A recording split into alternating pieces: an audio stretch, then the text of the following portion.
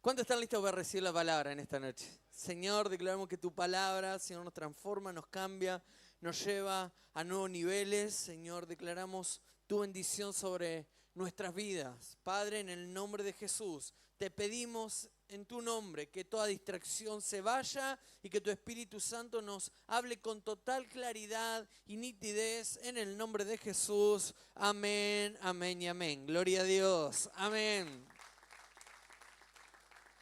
Hay una pregunta que se repite, creo que es parte del ser humano. Y en esta noche quiero hablar acerca de la identidad. Y una pregunta que nos solemos hacer. Y la pregunta es, ¿quién soy yo? Es una pregunta que hace eco en todas las culturas, en todas las épocas, en todas las vidas. Hay un momento, hay un punto en el que nos preguntamos, ¿quiénes somos? ¿O qué somos? ¿O cuál es nuestro propósito? Y son preguntas que nos hacemos. Y algunos intentan responderla, por ejemplo, con un título. Soy un profesional, soy médico, soy arquitecto, soy docente, soy pastor, soy padre, soy madre, soy abuelo. Y intentamos responder de una o de otra manera, algunos con sus logros. Soy campeón, soy, no sé, exitoso, o he alcanzado tales cosas. Y creemos muchas veces que respondemos a esa pregunta. De hecho, creo que otros tristemente pueden responder tal vez con sus fracasos. Soy un error, soy un fracasado, no sé, soy alguien que nunca logra nada. El otro día me hacía eco unas palabras que decía una persona y decía, yo no sirvo para nada. Y lo peor que podemos hacer es encapsular una situación o un momento con nuestra vida. Y hay veces que creemos que es lo que somos. De hecho, nosotros hemos aprendido también a hablar con nuestros hijos, inclusive cuando tenemos que disciplinarlo o cuando suceden diferentes situaciones o cosas, decirle, vos no sos esto, no sos un tonto, hiciste una tontera, pero no es lo que sos. ¿Por qué? Porque las palabras inevitablemente marcan, dice la Biblia, que el poder de la vida y de la muerte está en nuestra lengua. Podemos hablar palabra de vida o palabra de muerte. Y creo que la identidad es la base de todos los que somos. Porque si sabés quién sos y tenés una identidad segura y caminás sobre una identidad en la que es una verdad de Dios para tu vida, empezás a vivir, por ejemplo, con seguridad. No importa la circunstancia que estás pasando, tenés seguridad de lo que estás haciendo, podés vivir con propósito y también podés vivir con dirección. Pero no tener una identidad clara terminamos viviendo con miedos, confundido, inseguro y hasta perdido. Hace mucho tiempo leí una frase que dice que una identidad clara produce vida clara, una identidad rota produce una vida rota. Entonces hay bases en nuestra identidad, en saber quién somos, qué somos, para qué nacimos, cuál es nuestro propósito, para qué fuimos creados, porque vivimos en tiempos donde la identidad está en crisis. Inevitablemente, los adolescentes propios de su edad empiezan a buscar una búsqueda de identidad fuerte, inclusive buscando referentes a quienes mirar, a quienes imitar en los próximos pasos para su vida. Pero también con las fuertes presiones de grupo. ¿Sí? Los jóvenes de la misma manera buscando desesperadamente a veces encajar en algún grupo y si hace falta cambiar su manera de hablar, si hace falta cambiar su manera de vestir, de actuar, lo hacen con tal de no sentirse rechazado. Ni hablar adultos que a veces cargamos con heridas de año y que, aunque nadie la ve, muchas veces nos lleva a repetir patrones, ciclos en nuestra vida, que los repetimos una y otra vez por no tener una identidad muchas veces clara y todo se termina agravando cuando nos empezamos a definir por un error, por un fracaso, por una mala decisión, por un divorcio, por una caída, como si lo que hicimos fuese la última palabra para nuestras vidas. Y lo peor que podemos hacer también es vivir con una identidad prestada, no ser quienes somos para imitar a alguien más y perder nuestra originalidad para empezar a imitar a otras personas que posiblemente sean dignas de imitar, pero nos perdemos nuestra propia identidad, lo que fuimos creados, lo que fuimos llamados, lo que somos para el Señor. Ni hablar del temor de la condena social, que te pongan en un casillero donde nunca más podés salir y quedás marcado de por vida. Pero hay un momento, varios momentos en los que nos preguntamos, ¿quién soy? Y no siempre la respuesta es clara, porque cuando no tenemos respuesta empezamos también a escuchar otras voces que nos dicen cómo somos. Y quiero hablar rápidamente de cómo muchas veces terminamos construyendo nuestra identidad. ¿Están conmigo, sí o no? ¿O están muy concentrados o están escuchando la lluvia diciendo qué lindo estaría para estar mirando una peli en Netflix? Amén. Gloria a Dios. Identidad. La identidad que formamos o que es formada por otro. Muchos de nosotros no estamos viviendo bajo la identidad que Dios nos dio por estar bajo la identidad que otros nos impusieron. Porque muchas veces, por ejemplo, desde chico las palabras de otro tienen poder sobre nuestras vidas para marcarnos. La palabra de un padre, la palabra de un docente, la palabra del tío favorito, la palabra de un amigo, del papá de un amigo, y empieza a resultar, toda palabra termina resultando ofensiva para nuestras vidas. Un padre que nunca abrazó, que nunca dijo un te amo, que nunca se emocionó por ningún logro tuyo de una o de otra forma, termina formando nuestra identidad. Una madre que te compara con tus hermanos, un maestro que te expuso delante de todos con una frase cruel y quizás un amigo que traiciona nuestra confianza y nos etiqueta con una burla que hasta muchas veces se terminan convirtiendo en nuestro apodo, un apodo que nunca quisimos tener, pero que alguien más nos puso. Por eso muchas veces cuando vienen gente a la iglesia y me dicen, no, a mí me dicen tal apodo. Y yo generalmente trato, y sé que es un apodo que es fuerte, pero que la persona se acostumbra a vivir con ese apodo, una de las primeras cosas que hago es preguntarle su nombre. Es más, muchas veces le llamo por el nombre y, no sé, alguien le dice, no sé, de tal manera y se llama Martín. Entonces le digo Martín y cuando hablo de Martín parece que estoy hablando de cualquier otra persona, menos de esa persona. Pero ¿cuántas veces sucede esto? Y lo podemos llevar a cualquier ámbito, porque las palabras de otros son como una flecha que también puede atravesar el alma. A veces las personas lanzan esas flechas sin medir daño y no se dan cuenta que muchas veces terminan quedando clavadas en nuestra vida. Frases como, vos nunca vas a poder, tal vez escuchaste esta, sos igual a tu padre, sos igual a tu madre. Nunca vas a cambiar, tu abuelo hizo lo mismo y siempre le fue mal. Y nos empiezan a etiquetar, vos sos el raro, vos sos el débil, vos sos el problema de esta familia sos vos. Si no hubiese nacido, esta casa estaría en paz. Y son palabras que muchas veces salen desde el enojo, muchas veces son palabras que salen desde un momento de amargura, pero que de una o de otra forma golpean nuestra identidad. Uno nunca espera de una persona que ama o que tiene referencia escuchar palabras fuertes. De hecho, te encontrás con alguien en la calle que te insulta y vos decís, bueno, flaco, ya, y seguís tu vida. Pero si un hijo te dice, no te amo, oh,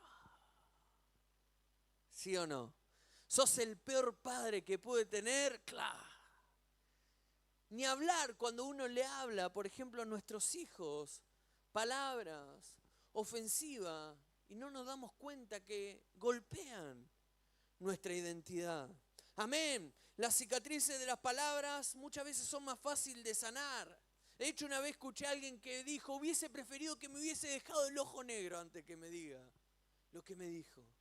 Porque el ojo se iba a pasar, pero las palabras quedan ahí marcadas. Encontramos en la palabra, ejemplo, para Jesús era Bartimeo, pero para la gente, ¿quién era? El ciego. No tenía un nombre, tenía solamente una etiqueta. De hecho, fíjense en que todos lo definían por la condición en la que vivía. No voy a poner ejemplo para que no suene ofensivo, pero ¿cuántas veces se marca con una etiqueta a alguien por la condición en la que está o en la que está viviendo o en la condición que le toca vivir? Para la gente no era Bartimeo, para la gente como era el ciego. Pero fíjense que cuando Jesús lo llama, lo primero que hace, presten atención a lo que hace, le dice, le hace sacar y le quita el manto, porque el manto era la condición de un mendigo. Dice que arrojando la capa, corrió a Jesús. Arrojó lo que lo marcaba como una condición de mendigo. Porque el Señor necesitaba también trabajar sobre su identidad. Y ese día su identidad cambió de ciego, mendigo, dice la palabra, de que lo empezó a seguir, empezó a ser un discípulo del Señor. Amén. Y la gente muchas veces te puede llamar por tu herida, pero Dios siempre te va a llamar por tu nombre. ¿Cuántos dicen amén a esto?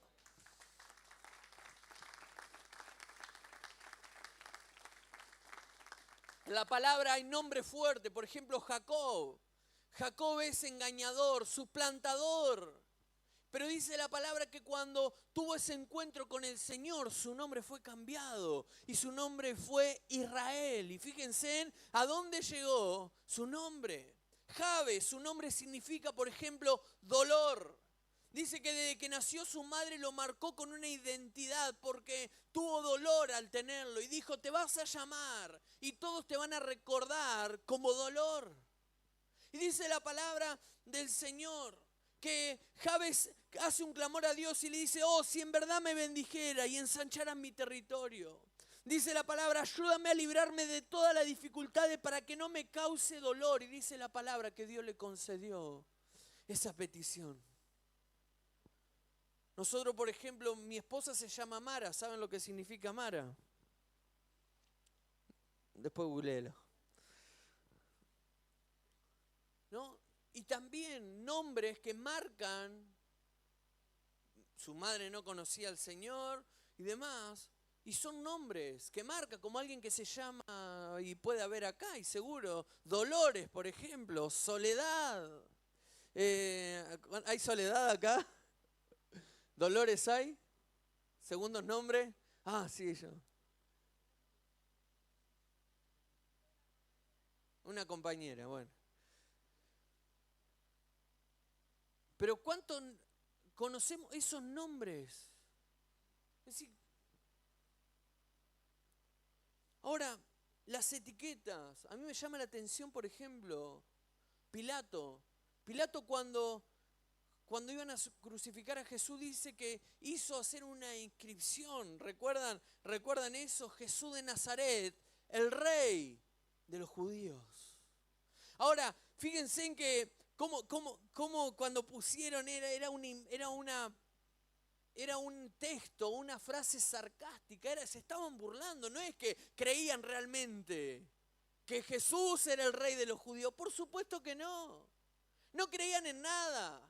Sin embargo, pusieron esa inscripción para que sea una burla para Jesús, pero encontramos en las Escrituras que cuando Jesús es llevado al cielo, dice que el cielo gritó, este es mi Hijo amado, en quien tengo complacencia. Amén. Mientras los enemigos trataban de poner una etiqueta de quién era, el cielo gritaba su identidad.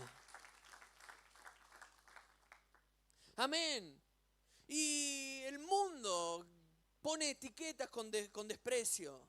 Ahí va fulanito. Y te lo bajan para que golpee más fuerte. Ahora, también hay que trabajar en esto, en la identidad que nosotros mismos formamos. Si las palabras de los demás pueden herirnos, no se imaginan lo que pueden hacer nuestras propias palabras, son devastadoras.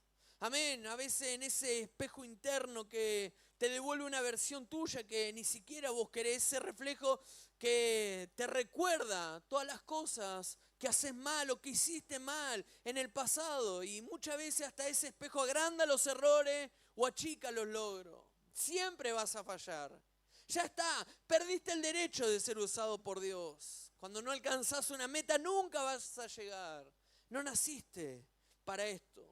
Y generalmente se termina retroalimentando por las culpas. Se termina retroalimentando por las comparaciones, por nuestras inseguridades. Y el problema es que esa voz adentro termina haciendo de una mentira una verdad para nosotros. A mí me llama la atención ver potencial en personas y decir, sí podés. Y la misma persona diciendo, no lo voy a poder lograr. Se autoboicotean, se autoabortan propósito en sus propias vidas porque ven su propia incapacidad cuando Dios está viendo un potencial. Me quedo con una frase que papá fue a Estados Unidos y escuchó esta frase y la trajo. Dijo, donde está tu mayor temor está tu mayor unción. Muchas veces en las cosas que más tememos es donde está todo nuestro potencial. Es donde está el propósito de Dios ahí listo, preparado, para que no sea solamente de tu dependencia, sino que aprendas a depender de Él. Amén, sí o no. Entonces se alimenta de nuestras culpas. Y hay hombres que quedaron en la historia, pero que lucharon con esas voces. Por ejemplo, Elías en el desierto. Después de haber tenido una victoria tremenda, 450 profetas de Baal. Y Elías se esconde debajo de un arbusto y dice, ya es suficiente, Señor. Quítame la vida porque no soy mejor que mis antepasados. Venía de decretar 3 años y medio sin lluvia. Venía de erradicar la idolatría del propio pueblo, pero aún así la voz le decía, no servís para nada. ¿Para qué? Al final fuiste solamente usado por Dios para un momento. Y sin embargo, fíjense en que nadie lo estaba acusando, nadie lo estaba insultando. Era su propia voz interna que lo condenaba. Elías se regaló una identidad de fracaso cuando Dios lo seguía viendo como un profeta. Y a veces nos autorregalamos etiqueta, nos autorregalamos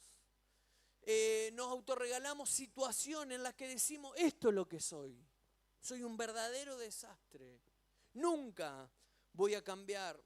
Job, aún en medio del dolor, terminó diciendo, ¿por qué no morí al nacer? ¿Por qué no morí al salir del vientre? Nadie le estaba diciendo eso. Job mismo se autoconvenció de que la vida no tenía sentido. Un hombre donde se sentía que su propia identidad era una maldición. Claro, acababa de perder sus hijos, acababa de perder su esposa, acababa de perderlo todo. Y muchas veces el dolor puede hacernos creer que nuestra vida no tiene valor, pero Dios nunca deja de vernos como un gran tesoro. Amén. El rey Saúl también considerándose poca cosa. Y Samuel contrarrestando esas palabras, diciéndole, ¿no fuiste nombrado por jefe de las tribus de Israel? Saúl tenía trono, Saúl tenía poder, Saúl tenía unción, pero nunca pudo vencer lo que él pensaba de sí mismo. Soy pequeño y no valgo. Y es tremendo esto. Es tremendo cómo las voces negativas en nuestra vida nos empiezan a marcar. Y repito, una identidad rota nos termina llevando a decisiones erradas, a decisiones equivocadas. Pero ¿qué recibimos del Señor? Decí conmigo, tengo una nueva identidad. La Biblia habla de que en esta identidad no depende de lo que hiciste, ni de lo que lograste, ni de lo que otros dijeron, porque nuestra identidad depende del Señor. Fíjense lo que dice, por ejemplo, la palabra. Miren con cuánto amor nos ama nuestro Padre, que nos llama a sus hijos, y eso es lo que somos. A ver si lo creemos ahora, vamos a leerlo con fe, ¿les parece? Miren cuánto amor miren con cuánto amor nos ama nuestro Padre que nos llama a sus hijos. Decí conmigo, y eso es lo que somos. ¿Cómo camina un hijo de Dios?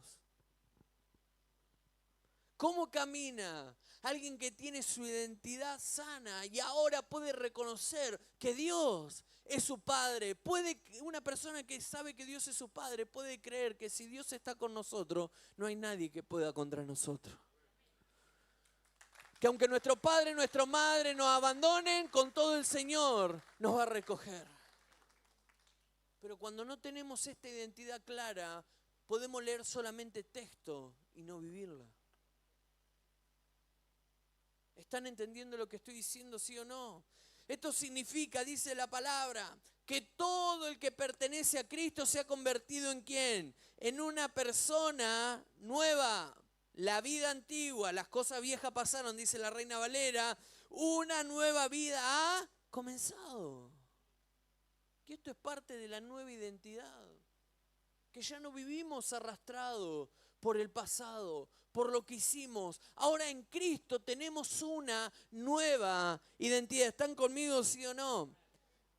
Dice, ustedes no recibieron un espíritu que de nuevo los esclavice al miedo, sino el espíritu que los adopta como ¿qué? Como hijos.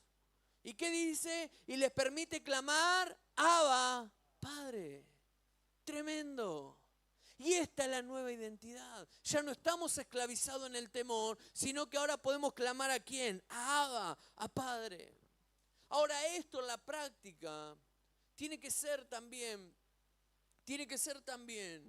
una forma en la que vivimos. A mí me encanta Pablo cuando dice la palabra de que zarparon y fueron golpeados por un gran huracán llamado Euroclidón. A consecuencia de esto terminan perdiendo por completo el rumbo y comienzan a navegar a ciegas. De pronto las estrellas, la luna desaparecen, el viento golpea, las aguas empiezan a golpear y se levanta un huracán. Se sentían seguros, seguían al pie de la letra las órdenes del responsable de esa embarcación, un tal Julio, un centurión que era de la compañía Augusta. Y cuando el huracán azota la embarcación, las lunas y las estrellas se esconden y de pronto empiezan a navegar sin destino. Vayan subiendo los músicos. Un viaje planeado se termina convirtiendo en un viaje sin rumbo, un viaje que tenía un destino, de pronto se vuelve en un terror para estas personas.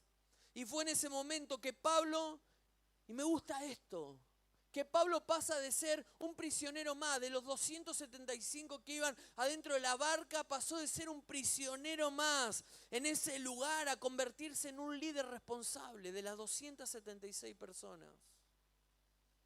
Fíjense en la importancia que es tener una identidad clara, una identidad segura de quién es Dios, de qué somos en el Señor. Como recién dijimos, un par de promesas de parte de Dios. Tenemos la identidad, sabemos realmente quiénes somos en el Señor, aún en las circunstancias más adversas.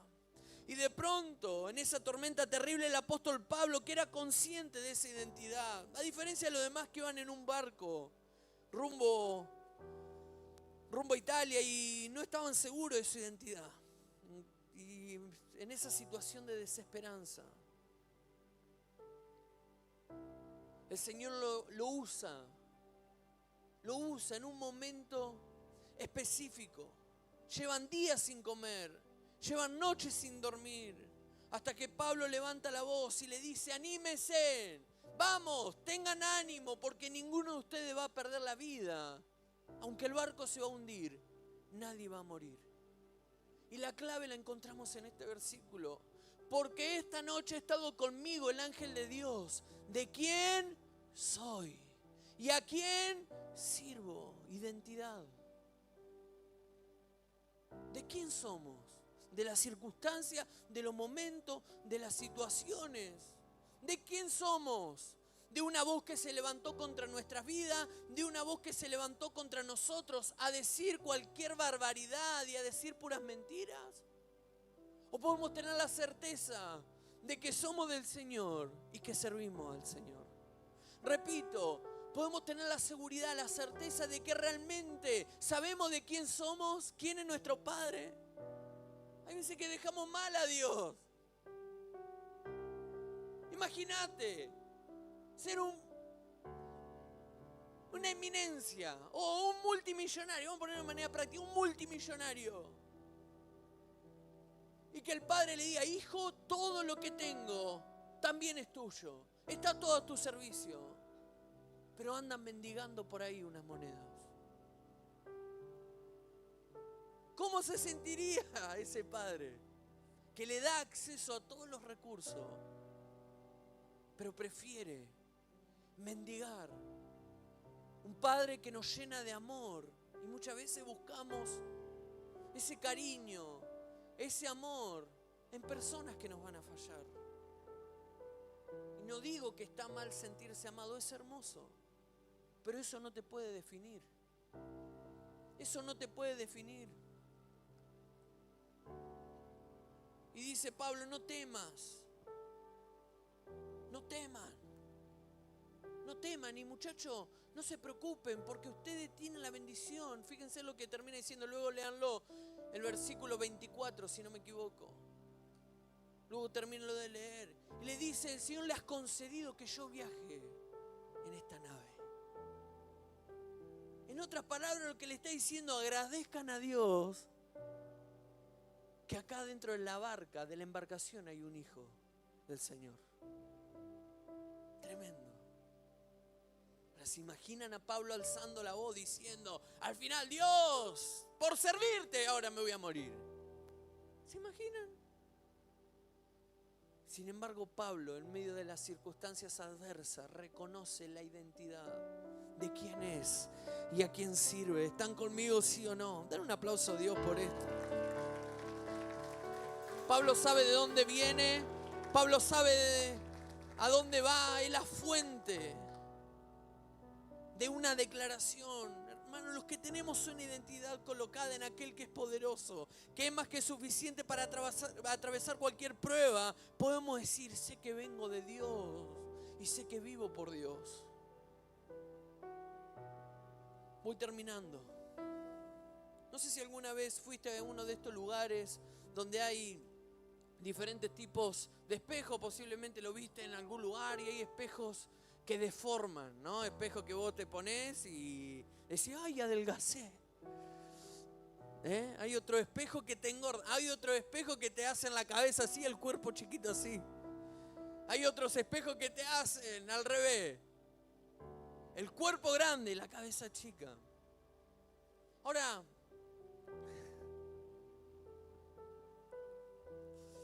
cada vez que pienso en esto, también pienso en cómo construimos nuestra identidad y cómo muchas veces nuestra identidad se encuentra distorsionada.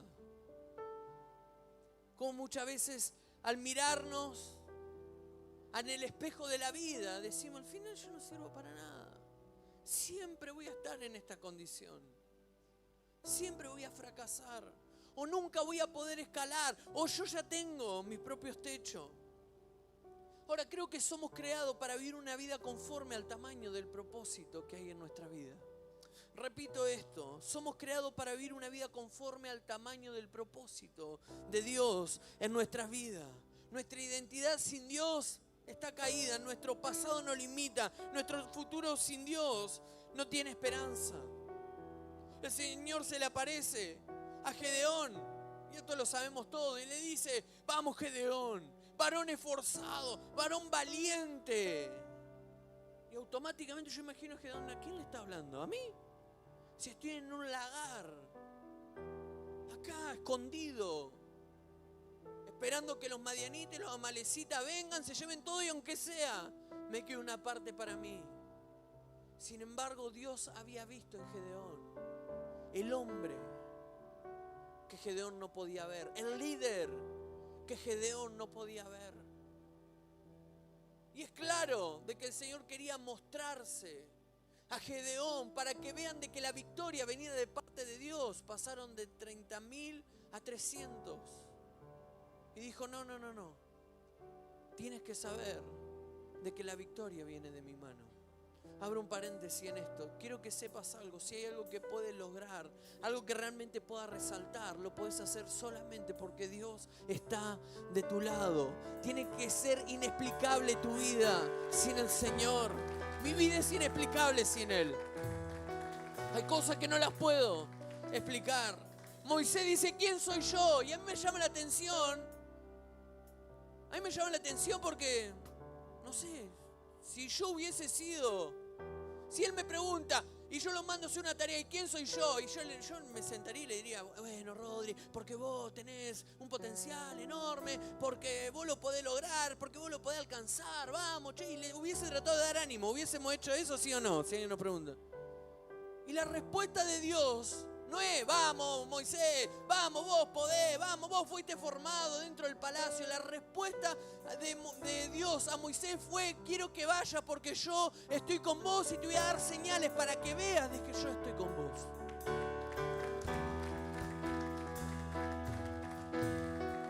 No hay respuestas a la pregunta de quién soy yo, porque está Dios en el asunto, se terminó. Esperamos el mismo de Dios. Dale, sobame un poquito y decime lo bueno que soy. Dios dice, quiero que vaya porque yo estoy con vos. Si vas solo, fracasás.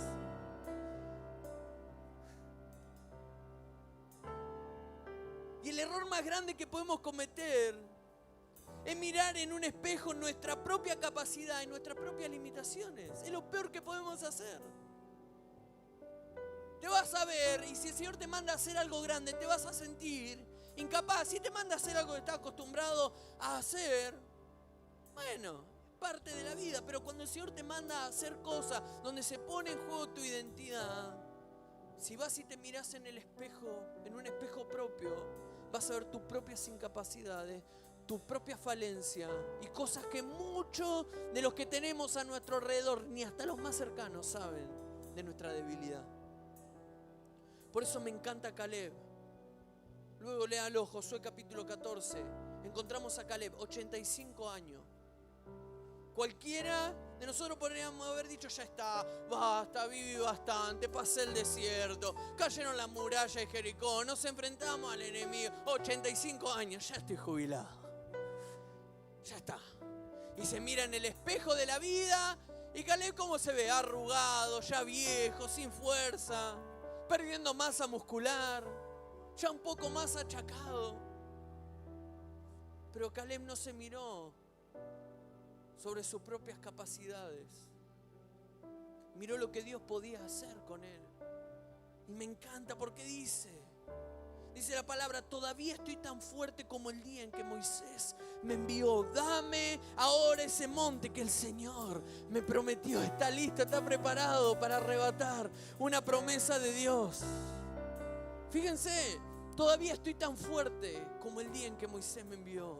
Esas fuerzas solamente pueden venir del Señor. ¿Viste alguna vez esta imagen?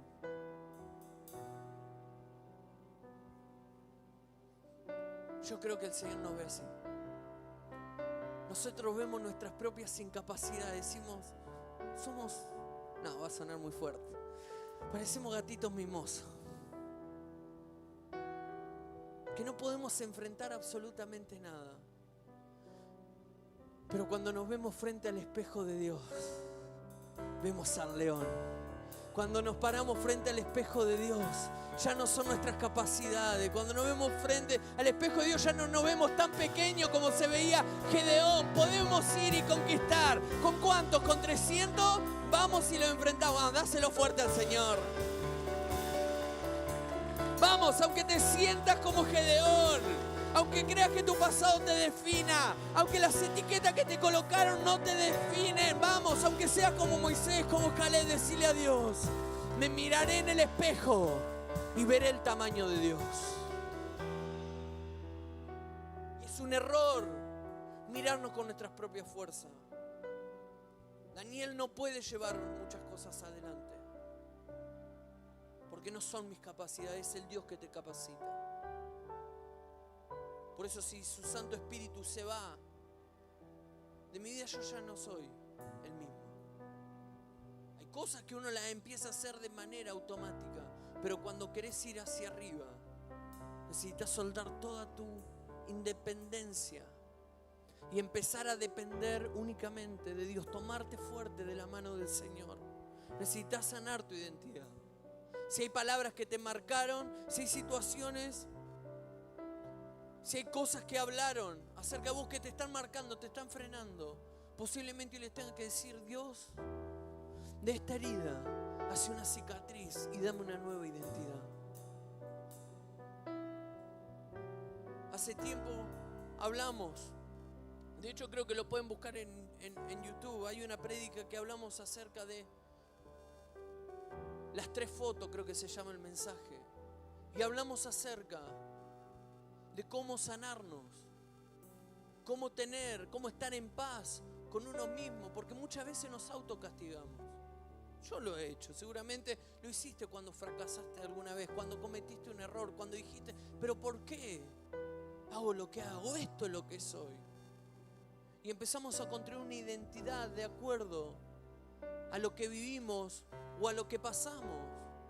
Y tenemos que recordarnos de que no es lo que somos. Y tal vez hoy tengas que dar este paso. Decir: Señor, necesito sanar mi identidad. Y que puedas ver tu vida como una semilla. Me encanta la palabra cuando habla acerca de la semilla de mostaza. Es la más pequeña de todas. Es la más pequeña de todas. Pero se termina convirtiendo en un gran árbol.